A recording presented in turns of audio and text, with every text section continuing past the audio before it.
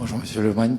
Alors ces derniers jours en Afrique, il y a eu, comment vous dire, une sorte de finale de la Champions League de la fraude électorale. C'était pas entre le Real et Dortmund, mais il y a eu le Togo et le Tchad. Le Togo, il y a eu des élections législatives et le parti au pouvoir a raflé 108 des 113 sièges.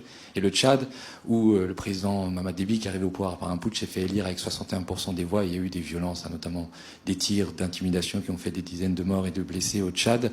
Donc ces scrutins ont été très contestés, y compris par l'Union européenne pour le cas du Tchad. Et je parle de ces deux pays parce que je sais que la France entretient une coopération très forte, que ce soit avec le Tchad et le Togo, alors à des niveaux divers.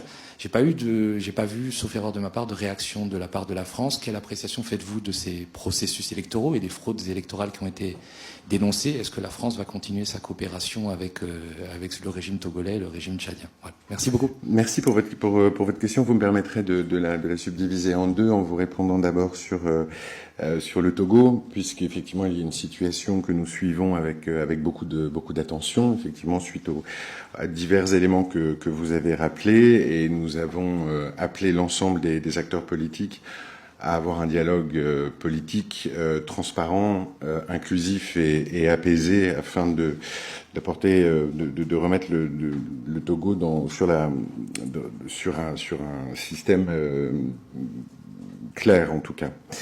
Sur le Tchad, le Tchad, comme vous le savez, connaît une période de transition depuis la mort au combat du président Idriss Déby en avril 2021. Et dans ce cadre, l'élection qui s'est tenue le 6 mai 2024 est une étape importante vers le retour à l'ordre institutionnel dans le pays.